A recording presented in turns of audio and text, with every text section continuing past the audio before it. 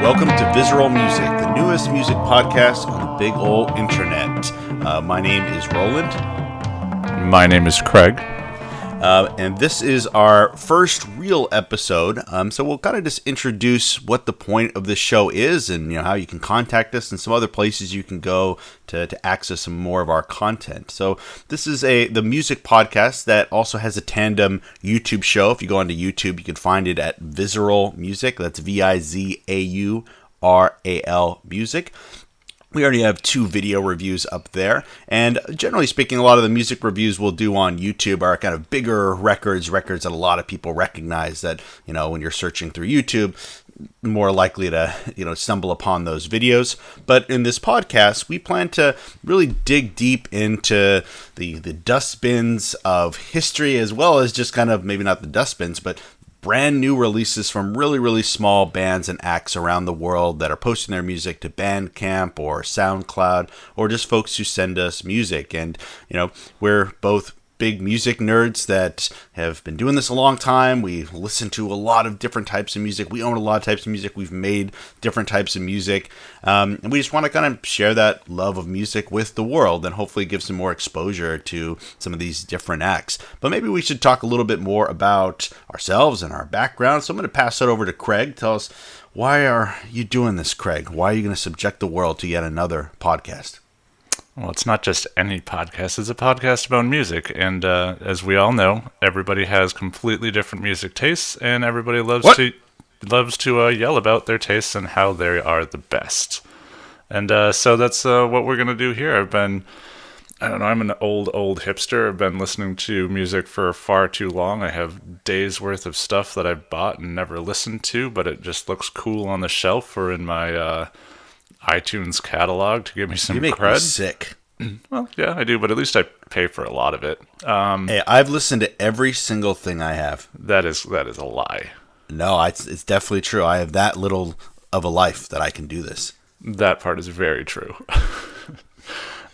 So yeah, got into music when I was in college, really in Minneapolis, and the music scene there, going to a ton of live shows. Kind of stumbled onto a lot of things there. Eventually moved out to California, where I met this fool in Santa Cruz. We started a record label for some reason. We were in bands. We did some tours. We got into some shenanigans, I guess, in those tours. And then I moved away. He moved away, and we had a podcast a few years back that was kind of fun, and now that he has a kid and I have a kid on my way, we're deciding to waste some more time instead of being with our family, I guess. Yeah, absolutely. No, I mean, this is absolutely to get away from my family, and you're wrong that I have more than one kid. That is true. I have now 2 kids, and it's mentioning that podcast we were on before. If anyone was listening to it, it was on Space Rock Mountain. We had about 100 episodes. Just kind of fizzled out as people got kids and all that kind of stuff. But I think we're going to kind of build on the same principle that we said on that show, and from time to time bring in some other people to talk about music as well. And just a little bit about my background. I think Craig kind of touched upon where we intersected when we were both in Santa Cruz in the early 2000s, and that was kind of a crazy time in the music industry where they were still making a lot of money off CD sales, and there was a lot of interesting acts. But I think at that time, both of us were really then kind of deep into, different independent music pieces and people who were doing stuff off the radar. And that was kind of where I learned a lot about music, was in those college years. It's probably a lot of people would do. But I even today, although I have 2 kids and a mortgage and a career, I'm still trying to go to local shows and just kind of see what are the young folks doing out there so that I can try to stay current. And I know that sounds terribly sad and like an old man, like, hey, cool kids, want to hang out and skateboard, but that's what I'm trying to do. So let's go ahead and move on to the show, where how this will work is we'll introduce a track for you, something that we've collected from, in this case, all of these tracks are from Bandcamp. We'll give you a little taste of it so you can listen to it, and then we'll just talk a little bit about it. We'll also make sure we always have links to all of these tracks down below. So if something grabs your interest, you can be directly sent to that spot, download it. In fact, all of these tracks were free downloads off Bandcamp, so you can get them for free, but I think all of them as well, you can always put some money in the tip jar of those bands, which I know they would appreciate. So let's actually take a look, or rather take a listen to our very first track, one from a band called Beach Towels, a track called Treasure.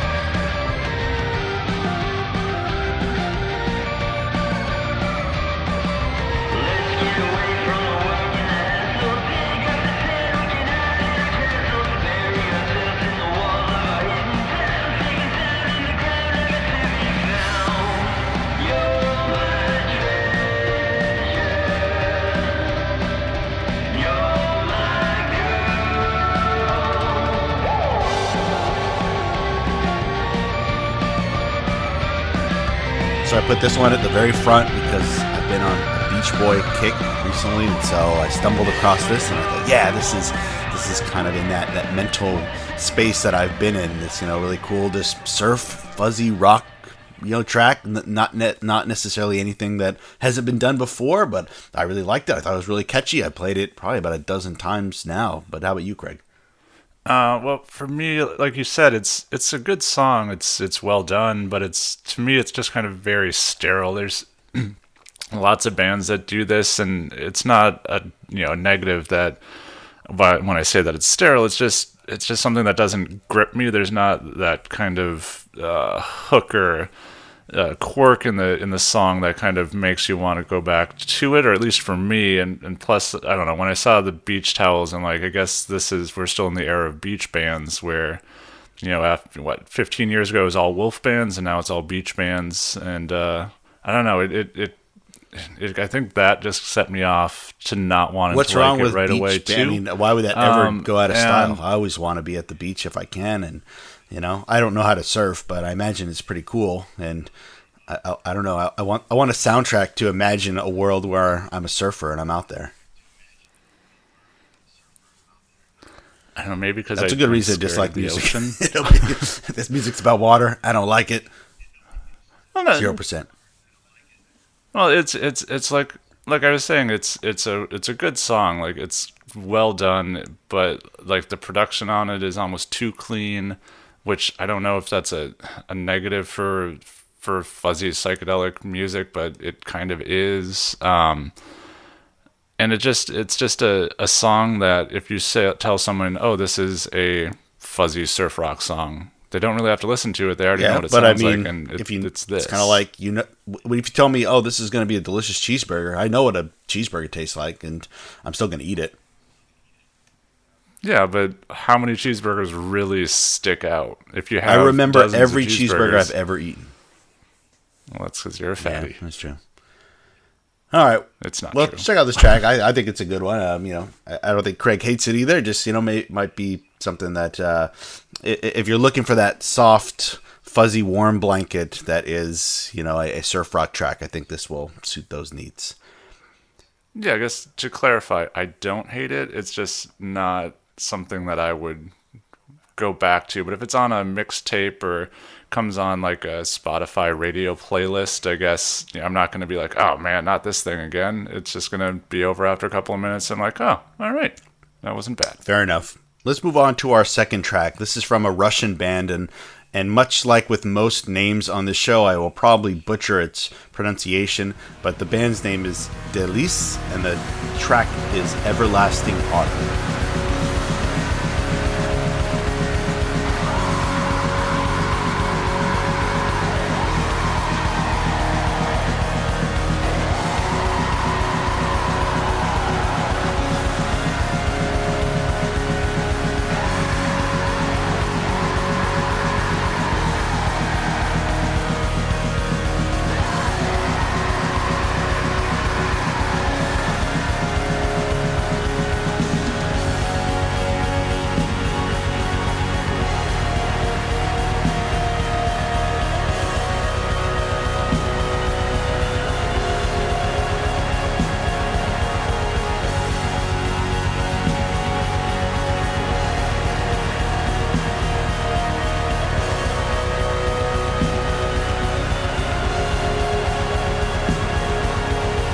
Craig, you're surely going to like this song, so I'm going to give this to you first.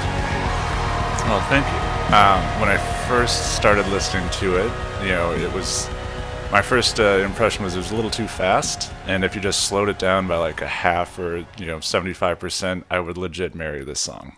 I would divorce my wife, and I would legally petition to marry this song. You can do that in Massachusetts now, so that's good.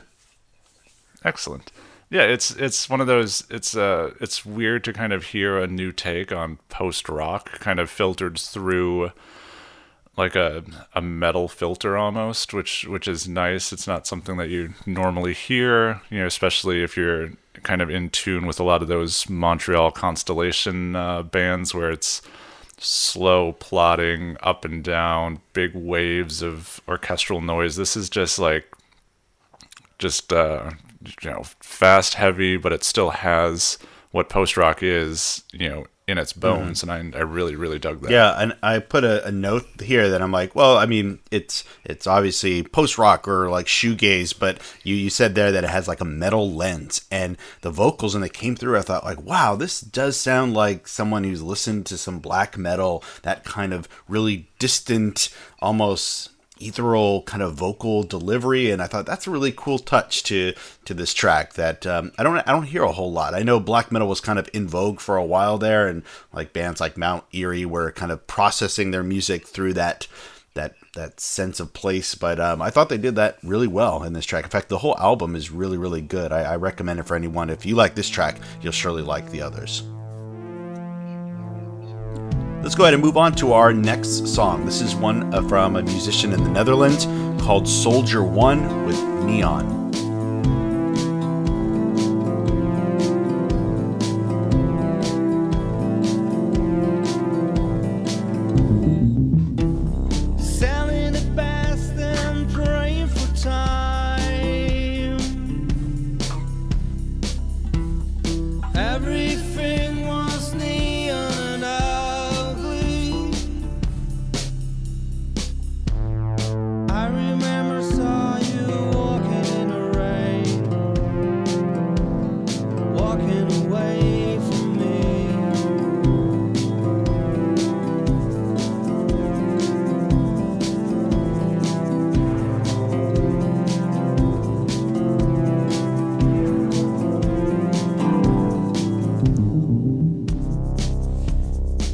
So I better start with this one. I really liked this track. I was in kind of a kick maybe a couple of years ago where I really liked these kind of bedroom electro pop tracks, especially it seems like France, the Netherlands, kind of Northern Europe. There was a lot of acts that were doing something like this, and I'm not exactly sure why that is, but I thought it was a really pretty track that had some interesting elements at the end where, although it has a great instrumentation throughout, I really like at the end when it kind of breaks down not almost into it. It does become like an instrumental kind of experimental piece, but some interesting pop structure at the very beginning of it. What'd you think?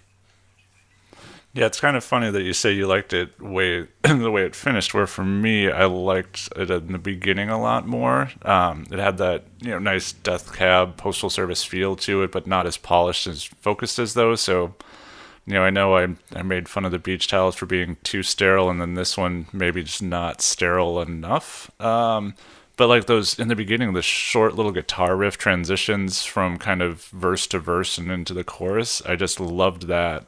And I was just wishing that would kind of continue instead of breaking down into what you said, kind of the more synth-driven, the synth-focused pop song, because I just liked the grounding that the guitar did with the song. Yeah. When you said it wasn't sterile enough, or I'm sorry, it was too sterile? I'm not sure what you mean by that. Did you mean just like that it was how clean it was recorded, or... Yeah, for this type of music, I like the cleaner recording, the more polished vibe to it, I don't know, it's one of those weird things, like a good production value on it. So like you can kind of tell, obviously, most of these aren't going to be recorded professionally, but that doesn't matter with the technology that we have these days. You can get amazing sounding things off your damn phone now. but like it was kind of lacking a little crispness almost, for at least when I think of these glitch pop type of songs. Like you're wanting everything to be a little more separate and distinct from each other, and it's kind of got a little muddled. But like I said, that's why I liked that guitar riff in the transitions between the little bits in the beginning, because it kind of broke it up a little, and then when they lost that, it kind of fell apart for me. But I think this might have been one of the songs I listened to the most, just because it was interesting and intriguing because of that. Yeah, fair enough. And, it's funny you mentioned just the recording technology that people have in their pocket at all times, or it sometimes shocks me thinking back to my high school days in the mid-90s where you were trying to make records and we're obviously using cassette tapes and things like that, and just how much more challenging it was to put things together and then release them. And now you could probably make a really cool sounding record on your phone and then release it to the world within a few moments. And, it just shows how in our stupid lifetime, how things have changed. So, well done, Soldier One. Yeah. I was going to say, I remember like going to concerts in high school and stuff, and like bringing, trying to sneak in audio equipment to record this stuff. And now it's like you have basically a recording studio in your pocket at all times that you can make professional quality videos with. And these damn kids don't know like what it was like back in the day. Yeah, I still have a recording I made at a Sunny Day Real Estate concert from late 90s, or maybe it was 2000, and I literally had one of those, like a cassette audio recorder that you'd record lectures with, and that's what I recorded with. So of course it sounds utterly disgusting, but it exists, so it's there. Let's go ahead and move on to our next track. And actually, speaking of Space Rock Mountain, our previous podcast, this was sent to Space Rock Mountain. It's a Brazilian act called Cosmonauta Fantasma.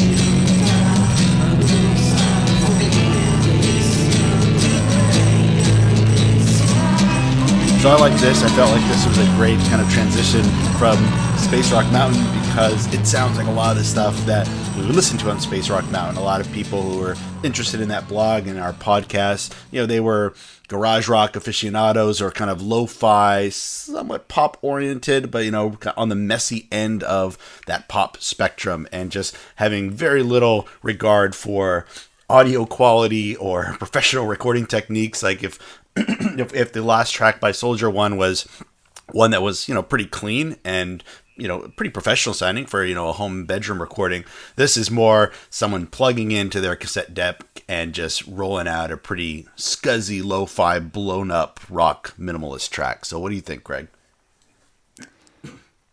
Man, I'm going to be the contrarian again. It's not a bad song, but lo-fi like this is really hard, because you can have 5 to 10 artists all making tracks very similar to this, and maybe one of them will grab you, and it'll be different for everyone. And it's completely arbitrary. It seems like sometimes it's the order that you listen to those 10 songs, or what you had for dinner, what time of day it is, how drunk you are. But this one just didn't grab me like I thought it would when the riff first started. I will say the guitar solo in the middle of the song was fantastic. You don't really, I guess that's kind of a newer take on it. A lot of times it's just riff heavy, and that's all you get is the nice hook and the riff, and that's all you need for a song like this. So it's kind of nice to see them kind of branch out with that guitar solo. But I think it was kind of the vocals for it. It just sounded like every other vocal for a lo-fi song. So it ended up kind of not ruining it for me, but it just didn't give it that extra step. But there were definitely bits that were fantastic. Like I said, the guitar solo was fun. It I wouldn't say inventive, but it was definitely a good thing to put into a song like this because it does differentiate it from a lot of those lo-fi bands. But yeah, it's just like I said, there's so much that's just pure feeling when it comes to these bedroom recordings like this that you can tell that there's a lot of emotion behind it. And if that emotion doesn't jive with you at the first listen, it's going to be hard to have it captured. Yeah, and this was a long, I shouldn't say a long record. It has many songs on the record, very short tracks. And I was a little hard pressed to decide, which one am I going to put in here to kind of fit into the flow of our show. But, if this one seems like it's missing some rock elements that you need a little more in it. There are some other tracks on the record that are a little more full. It still has the same aesthetic and the same kind of recording technique, same basic sound, but I try to pick something a little more minimal just because I just thought it would fit better into our show. So that's why I decided on that one. So what you're saying is if Cosmonauta Phantasma is listening to this, it's your fault. It's my fault. That you can email me a very angry letter in Portuguese that I will not understand. Let's go ahead and head over to our next track. This is one by an artist called Ross Farewell. It's a track called 99 Things.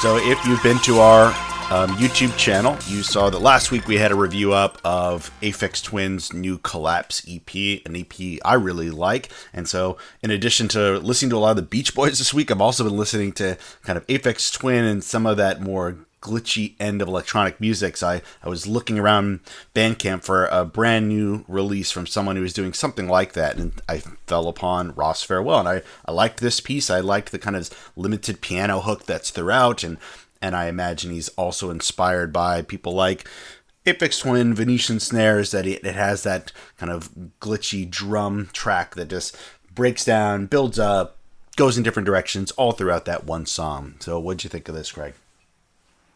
Well, first I want to say the idea of an Aphex Twin Beach Boys collaboration, even though, probably will never happen, I'd actually kind of dig that. That would be great. Brian Wilson and Richard D. James. What would actually be great is if Aphex Twin does or did or will do what he did for the Nine Inch Nails. Back in the day, Nine Inch Nails, Trent Reznor, wants Aphex Twin to remix two of his songs, and Aphex Twin takes the check and he makes two remixes, and he later admits, I never even heard the song. So he just basically gave him, here's one of my songs, here's your remix, which I think is awesome. Well, that makes total sense, actually, and that's hilarious. I've never heard that before. So what do you think of this track? I honestly thought this was going in a completely different direction the first 10 seconds, and I wish it would have went the way I thought it was going.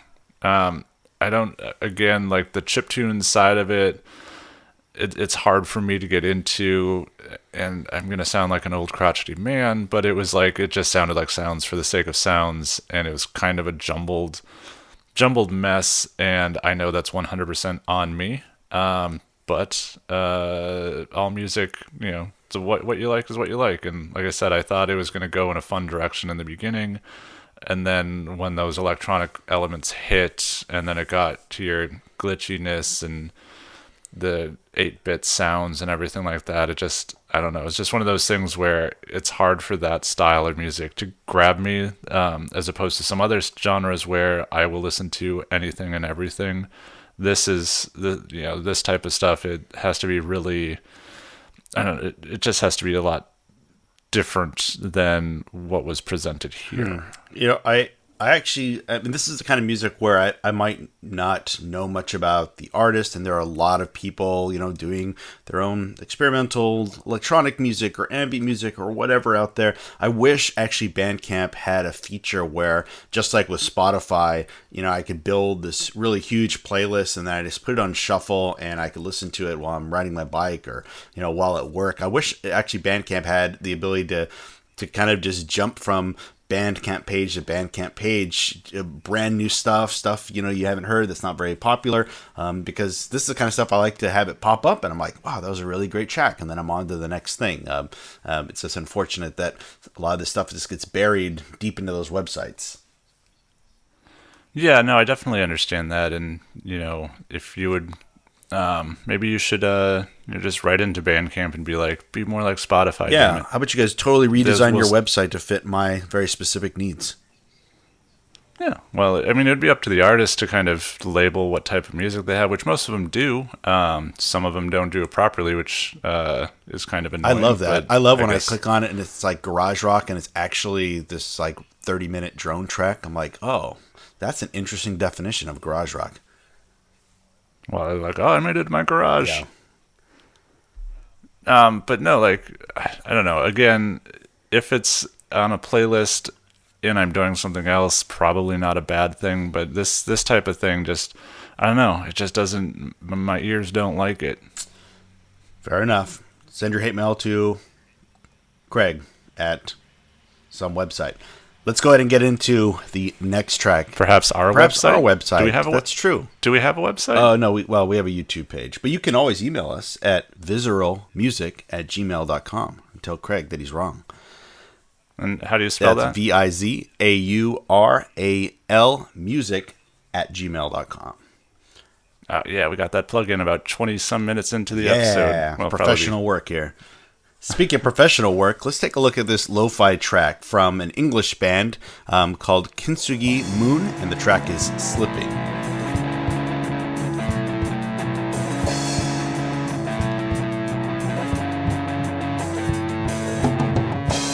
Holding on, barely looking back. Cash my chips in, call it off, place everything on black.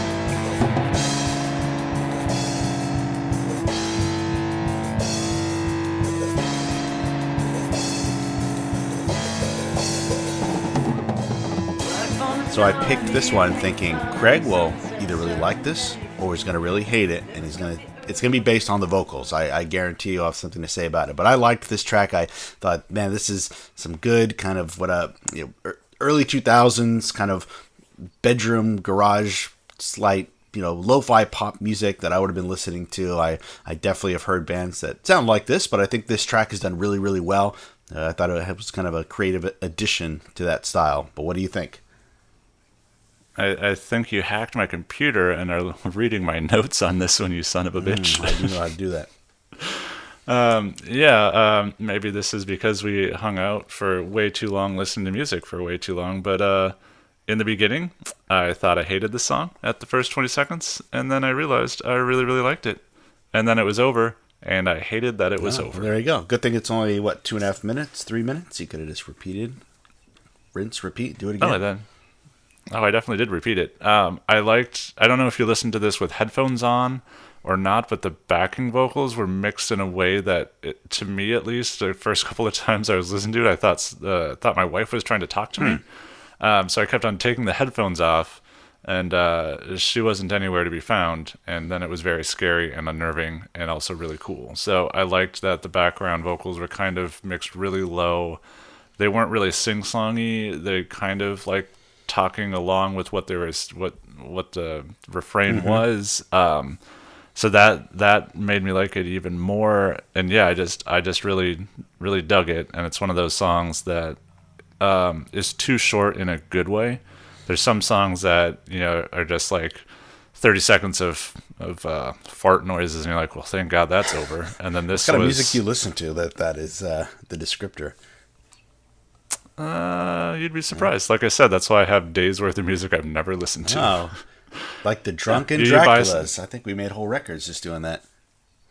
Yeah, let's never speak of that Aw. band again. I'm just kidding. Aw. They were fun. But yeah, it was. I really dug this. I thought, like you said, it was kind of a throwback, but it was a good homage to those types of sounds. And like I said, if you haven't listened to this with a good set of headphones on, do it. And prepared to think somebody's behind you talking to you. Yeah, when I download all these tracks, I'm listening on headphones, and that's kind of my first take on them, and it's with a very high quality pair of headphones. But then throughout the week, because I cycle to work, I actually have a Bluetooth speaker that sits on the front of my bike, and I just put these all into that Bluetooth speaker, and I'm listening to them. It's not the best audio quality, and obviously I'm riding a bike on a road with cars, so there's a lot of distractions. But when this song came up and I'm climbing up a hill, I was like, all right, I'm digging this. So it definitely has changed the way I listen to music. This is not the way I would have listened to music in the space rock mountain era. So it kind of gives almost the music a soundtrack quality to wherever I'm riding at the time.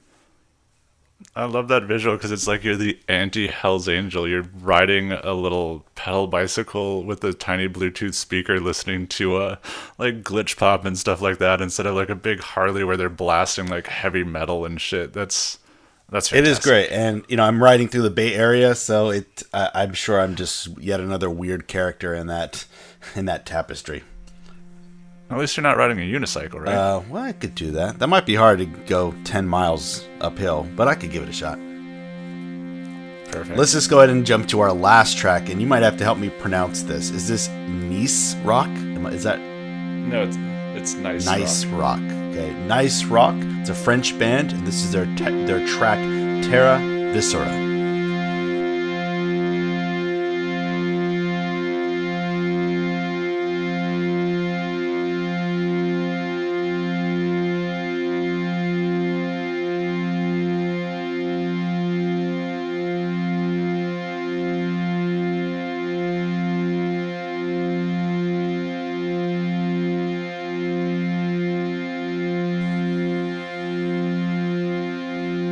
So I'm not sure why I put this one at the very end, and you're only hearing a very small clip of a very long track. It's about 30 minutes long, and there's only 2 tracks on this album. I like this type of music. It might be an odd way to finish off the show, but I thought it's kind of almost meditative, and it's the kind of music that, yes, you have to be in the mood for.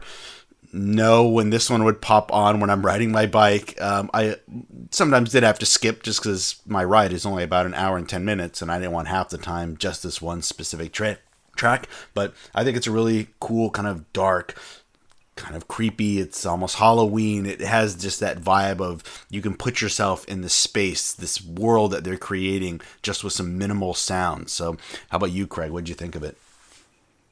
Well, I might be biased, but since this is the type of music I tend to make in my basement, or when we're living in Santa Cruz, I thought it was fantastic. I love drone. I love slow churning dirges. I love a 30-second repeating clip going on for minutes and minutes and minutes that just kind of builds and builds the tension while also being calming.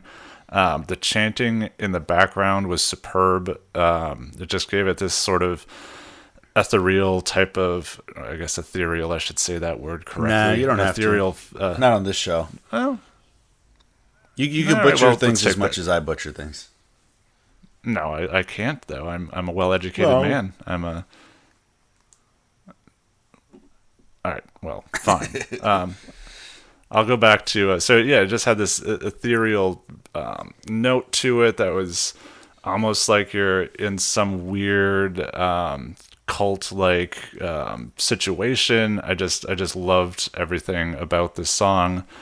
And at first I was jumping around to kind of hear bits and pieces of it to see how much it changes. Because hit play. Took a while for the song to even pop up to start playing because, like I said, some slow internet. I'm like, oh crap, this song's borked, but it was not. Jumped around, everything sounded the same. I listened to the entire thing, and I was so glad that everything kind of sounded the same throughout the entire thing. I didn't get bored of it. It was just one of those things. Just put it on, lay back, close your eyes, and just let the sounds kind of waft over and through you. And yeah, like I said, I'm 100% biased because my drone project makes sounds like this, and I'm doing my best not to plug myself. So there you go. Well, we'll have plenty of time to plug ourselves in future episodes. But yeah, when I say I skipped this track when I was on my bike, it wasn't because, oh, this is boring or whatever. It's just that, you have to put yourself in that headspace for 30 minutes, and it might not always be the best headspace for dodging through traffic in the Bay Area. Yeah, this is not a biking song, but I will say when I go for like long runs, I do like music like this. Yeah, like slow churning dirges, like a lot of like doom metal I listen to, just because you're not going very fast when you're running for an hour or two, so you're just kind of plodding through the forest with these walls of sound around you, and it to me it's nice. It gives you this slow tempo that you can kind of deal with, and yeah, it's kind of counterintuitive when you're like, oh, I'm gonna go run for a couple of hours, time to put on the doom metal, because most people will have more upspeed or higher paced music that they listen to, and things. Like for my short runs I'll put on Fugazi, and then for my long runs I'll put on like Earth or Sleep. Yeah, I mean, I think that's, I'm not very religious myself. I don't think you are either, and so that idea of like you're running through the woods and you're just kind of putting this music on that is to heighten this earthly setting. It kind of has like a religious or at least spiritual kind of it seems like this is the what this music is kind of intended to do, is just put you in this weird headspace where trying to connect to other things that for those of us who are in a post-religious age, it seems like we're less likely to do. We're not going to cathedrals to do it. We're using music and the outdoors. Yeah, it's actually a really good way to put it, and I'm surprised you were able to say something. I know. Only at the end of the show. By this point, everyone's already tuned out, which means that we probably should just wrap things up here. Want to remind you that we have a YouTube channel, and again, if you go to YouTube and you look for Vizaural Music, you should see that we have 2 videos up right now, maybe more by the time you actually listen to this episode. You can also, as I mentioned 20 minutes into the show, you can email us at vizaralmusic@gmail.com. And we really want, if you have a little project, even if it's not brand new, if it's from a few years ago and we can listen to the tracks on Bandcamp or SoundCloud, send them our way. We'd love to listen to it. In fact, because we're just starting out, chances are if you send it to us, we will listen to it and we will share it on the show. Anything else, Craig, you want to add before we wrap this up?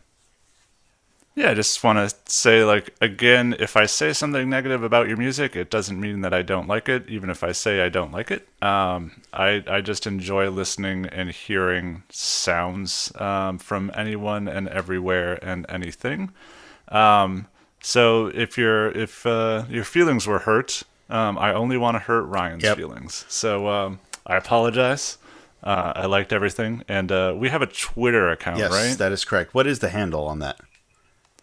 Honestly, I don't know. Is it Vizaural Music? It probably is Vizaural Music. If you just search Vizaural Music, you'll probably see our logo, which is adorned on this podcast, on that YouTube channel.